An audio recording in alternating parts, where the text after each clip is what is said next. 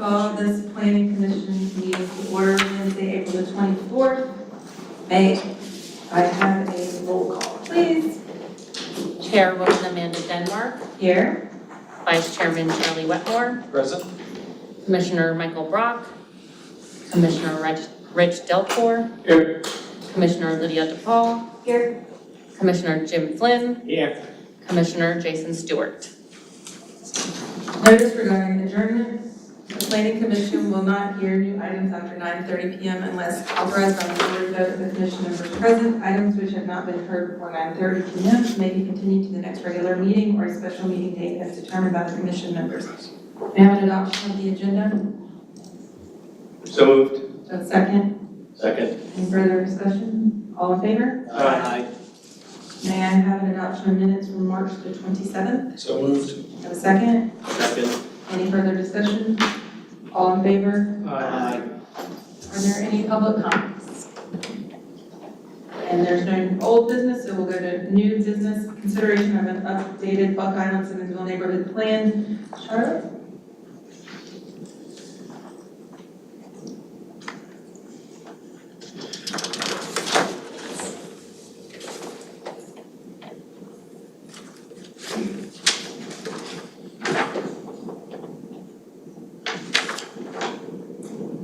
Thank you. I need to turn this on. There we go. Thank you. So I do want to give you an update on the Buck Island Simmonsville neighborhood plan. I'm just going to give you a very high-level overview of the plan and the process. And if you have any questions, I've got the plan I can bring up if we need to do that. So the Buck Island Simmonsville area is basically the community surrounding the Buck Island Simmonsville roads that you see there in the graphic. That area was annexed in 2005. It was part of a larger annexation that went all the way up to 278.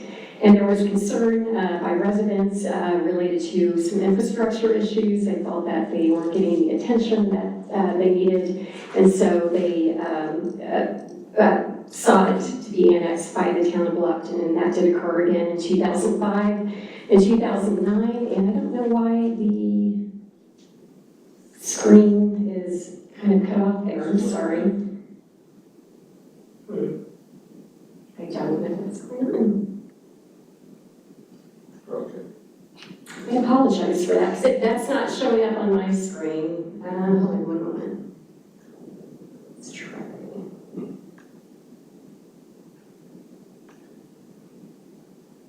I do not know what's going on. Let me go to, Just leave it. yeah, I think I'm just gonna do it this way. Okay, so let me go back to my first slide. So the neighborhood plan was adopted back in 2009, and I did attach that to the agenda so that you can see that plan. Again, there was concerns with inadequate infrastructure, some land development pressures at that time happening along Bluffton Parkway, and some community safety issues as well. And quite frankly, those concerns have not changed in the past 15 years. So the plan update, typically a neighborhood plan should be updated anywhere from about 5 to 7 years. So 15 years has passed, quite a long time. The update was identified in our comprehensive plan that we adopted back in 2022. And from that, the town identified it as part of this fiscal year's strategic plan as a priority to complete. Staff began to evaluate the previous plan, identify what items had been completed or still not completed. The plan was developed with an advisory committee. I'll talk about that in a moment. It's divided into sections, an intro, background, and history. We hoped to do a little bit more history, but the committee really didn't want to get into that. And it's very hard finding records and information, unfortunately. So that portion of the plan is very small. We have an existing condition section as well as an action plan, and those are the items that we're going to move forward.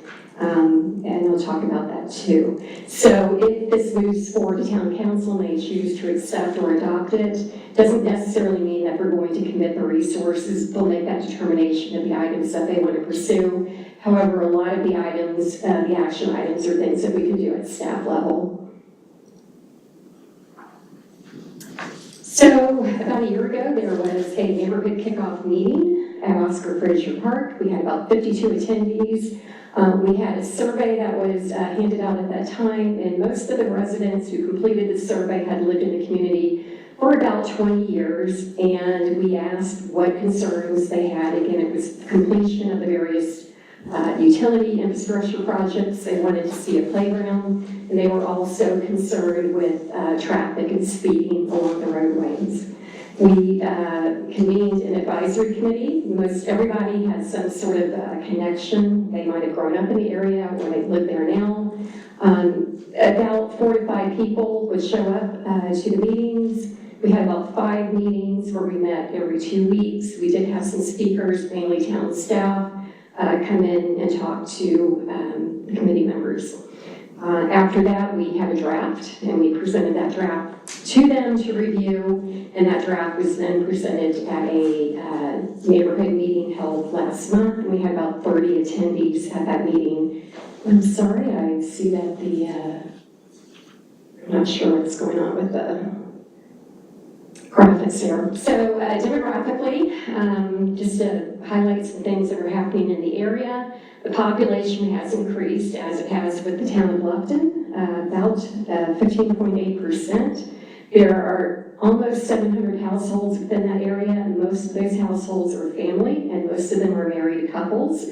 With the proposed developments that we have, there should be about 400 additional or new dwelling units, and that is anticipated to bring about 800 new people to the area.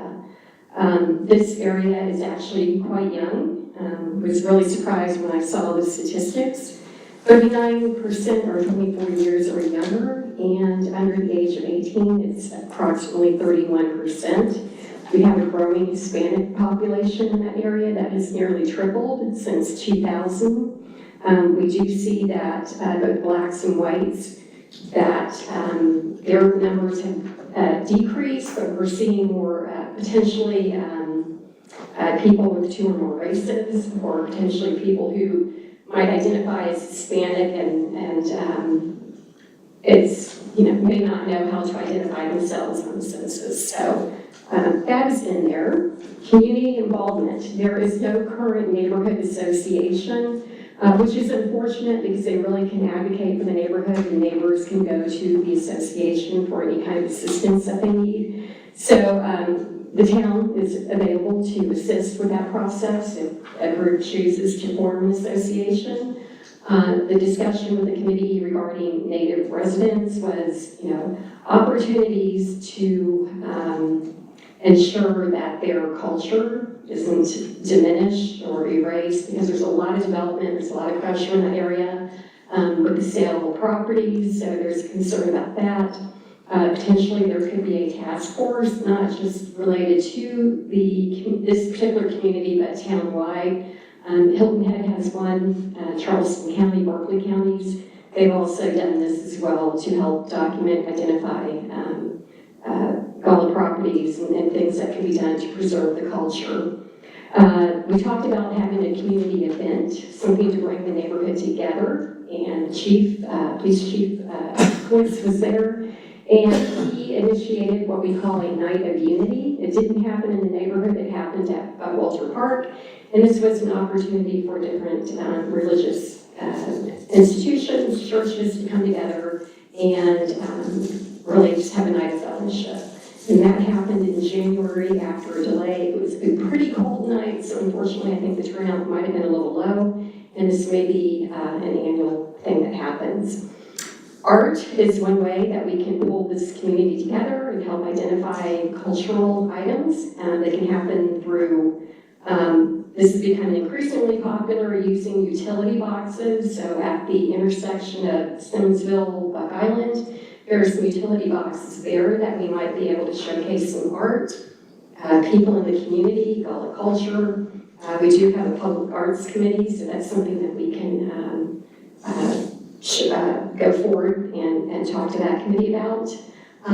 The street hoppers that you see in the lower left, we have a lot of private roads and driveways, so there's potential to maybe somehow showcase the community with the street sign toppers as well. Unfortunately, we don't have a lot of non-residential buildings yet, so it becomes a little bit of a challenge where to display this art. Land use and zoning. So the graphic you see on the left is our current existing land use. Mostly residential. The southern portion does have some light industrial and commercial. The map on the right, the zoning map, you can see that we do have light industrial and commercial as well. So that's where probably the greatest change may occur within this neighborhood. Further on Simmonsville Road, we have a PUD. I believe this is a contractor's yard right now, so I think potentially that property is likely to change. And most recently, the biggest change in the neighborhood is with Hamilton Grove. This is a 85 home subdivision, so there's that pressure too that people will assemble lots and build residential development. Charlotte, just one thing to note, the apartment complex that ended up in the light industrial, I don't see it on here. If we're putting one that was approved after that, we probably ought to reference that as well. Okay. You know what I'm talking about? Are you talking about on the existing land use map or the zoning map? Well, what you have on the right-hand side, the zoning map, you're showing all the lots for the individual community, the housing community, Stanley Homes. But down in light industrial, you're not showing the multifamily that was approved. That may, and I don't recall, is that 3 or 4 lots? And it may not be showing up because of the color. Yeah, It's just, it was approved for 200 plus. Right. yeah, it just hasn't done it, but I thought there was somewhere in there that she had listed a few Okay, things. maybe that I had missed been it. Yeah. So we haven't received a final plan for that yet, and I'm not certain if they have recombined those lots. Yeah, there's something in the text Okay, where she that's- was saying future. That answers my question then, it just hasn't gone through final or the other one. Right. So what came out of our conversation relating to zoning, and back to that apartment building, there's a concern about scale. And then we've talked about that a little bit in the past, residential density as well. We may look into manufactured home policy. Right now, it's possible to bring 4 manufactured homes on one lot. That was really intended to be for family compounds, but we see investors who are coming in as well, buying lots and then leasing out space on those lots and kind of turning these lots into a bit of a mobile home park. And it's great for affordable housing, but there may be some conditions that we want to place on that. So that's something that we'll be looking at. There's also discussion regarding potential to use properties, residential properties, for some type of income producing opportunities. We really don't have a very good home occupation regulations in our UDO, so we may look at something there that we can do. We did mention at our last neighborhood meeting that there will be a future park at the corner of Bluffton Parkway and Buck Island Road, approximately 15 acres. I believe half of that is wetlands, but there's an opportunity to do some park planning and get the neighborhood involved and identify what types of things they'd like to see. That was a question we asked the attendees at the neighborhood meeting, but I did not get any responses to that. So moving on to housing, another section of our plan. Again, we have some new residential developments, single-family detached, townhomes, and apartments. However, none of these is indicated to be for affordable or workforce housing. I know our multifamily developer would be interested in doing that, but it's a financial issue. Unfortunately, manufactured homes are probably a good portion, maybe not a good portion, but a substantial portion of the homes in that area. Some of them are at the end of their life cycle. We have a neighborhood assistance program that we are often out there helping them. It could be anything, roof leaks, but it's starting to become noticeable that our ability to help is more of a Band-Aid, and something much greater needs to happen. And given that there are a lot of people in that area who have owned land or been on the land for decades, there is heirs property out there. We have referred anyone who's interested to the Center for Heirs Property for any type of legal assistance, and I think that's pretty critical for them to do that, to preserve their family property. And as you know, along May River, 1095 May River Road, the town is doing a private-public partnership to develop 12 affordable housing units. Those 12 will be divided among 60, 80, and 100% AMI, and the development will be called the May. And so that is underway right now. Infrastructure and services, this has been an ongoing process for quite a few years now, and we are winding down that process. Approximately $8.2 million has been spent on infrastructure, including water and sewer. The desire is to remove as many septic systems as possible. We don't have them all. I think some of them are a little bit too far from the road to get to, but that is the intention in the future. So capital improvements have occurred both down Buck Island, Simmonsville Road, and along some of our side streets and private driveways. The town did a boardwalk at the curve on Buck Island Road, and it was without a railing. And through the process of the committee meeting, the request was to please install a railing there, and that was accomplished. And I think there's a little more work that hasn't been done. I think there's still something they need to do here along the bottom where the railing meets the boardwalk.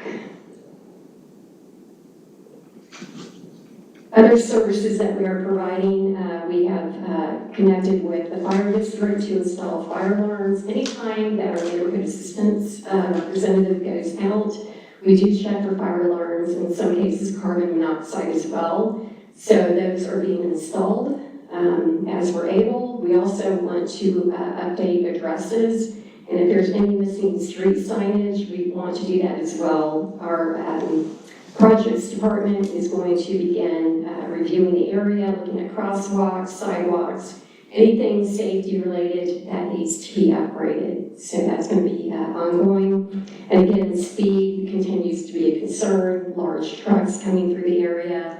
So we will work with the police department to have regular opportunities to have a speed trailer out on both roadways. So all of our findings, we developed what we call an action plan for each of our chapters or areas. And overall, we identified 38 strategies that we can pursue as a town, and working with other stakeholders as well. And that could be other public agencies as well as private agencies. It does include a timeline. Some of these things are ongoing, and these are identified in the back of the plan. We did provide these at the last neighborhood meeting, including having some boards up where people could write on them, identifying if they agreed, disagreed, or if they wanted to add some additional items, but we did not receive a response to that, unfortunately. The next step in this process to move the plan forward would be taking it to town council on May 14th. That is coming up. And after that, the plan will be adopted, and then we can begin to work on those strategies. So with that, I would be glad to answer any questions. And if you don't have any questions, here is the motion that we propose. Well, I think you've done a very nice job. Thank you. It's very thorough. Does anyone have any questions for Charlie? Charlie, No. anything about it? Well, go to the transportation and mobility action items for a second, if you would, Charlotte. I can bring it up in the Page 74. okay. Actually, 66 in this one. And sorry, I touched the wrong thing. Updating software. Well, and while you're trying to find it, the second action item on transportation and mobility is explore the potential to develop bus stop locations and bus shelters in the area with a timeline of March 2025. You may or may not know, this is an area that I am super sensitive to, is safety for our kids going to schools. Yeah, coming down, transportation and mobility. It's gonna be right before infrastructure, yeah, next page. Number 2, right there. My opinion, I don't know if planning commission shares this with me, I don't know the dynamics of this, maybe you can even speak to that, Charlotte, but a year from now is not, in my mind, is not acceptable. Those bus stops should have been put in 09 and 10. And to go down there and see the kids gathering on the side of the road where people are whipping around at 40 to 50 miles an hour is a safety issue. I don't know if we can Are these for school suggest. bus stops, or are these for like public transportation bus stops? So these were identified for public transportation, but that is a good point. But the school is an issue too, and then if this is public transportation, we need to address the school too. And I know the school district, at least in the past, the school district, I'm at Green Kid Stage. When it was a kid stage, the school district determined where these bus stops were. And some of the kids, especially in Buck Island and Simmonsville, were walking a half to 3/4 of a mile with no sidewalk. Now, we've addressed most of the sidewalk issues, but we still have safety issues that I think it needs to be a priority, even if the neighborhood hasn't identified it, that is, it's an accident waiting to happen. Okay. So if we can look into adding that, and making it a high priority from a safety perspective, I would appreciate it. Okay. And that's the only thing I saw in this whole thing. I think you did as somebody who was on council when the 09 one came through, this one's a lot easier to read, and I appreciate all the work you did on it. Great, thank you. We had, and I need to add, I mean, I'm grateful for the committee as well. I mean, they had some knowledge. I, as someone who doesn't live here, has not worked here, but, you know, nearly 5 years now, like there's just information I didn't have, and I'm grateful that the committee dedicated their time. We also had a wonderful intern, Angie Castellon, who was very helpful doing the research for this, and I think she's going to make a great planner. And I need to add, too, that she's also doing her thesis on how to engage the Hispanic community in Bluffton. So she's finalizing that now, and she'll graduate. That's great. Right. Anything else? Okay, would anybody like to make the motion? I will. I move to recommend approval of the Buck Island Simmonsville Neighborhood Plan update to the town council. Do you have a second? Second. I'd say that's more of a staff. Okay. Discussion? She was asking if we wanted to add what I was talking about. I think you know what we're doing. I don't think we need to make it official. Because I know you'll communicate to town council that that was a concern. Yes. All those in favor? Say Aye. Thank you. Okay, so the next one is another workshop item regarding housing analysis required to obtain accommodations tax funds for development workforce housing. This really isn't a workshop, it's really more of an informational item. We'll be bringing this forward to you next month, but we do have an opportunity to obtain up to 15% of our ATAX funds to be used for workforce housing.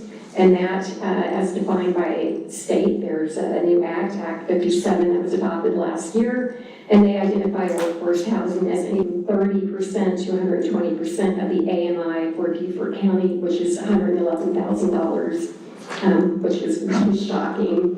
In order to get that money, we have to do a housing analysis, and there are certain things that we need to identify, how this money might affect certain things, such as housing costs. Once we obtain that money, or once we submit our housing analysis, it goes to the Department of Revenue, as well as to the Tourism Expenditure Committee. We just have to submit it, they don't have to approve it.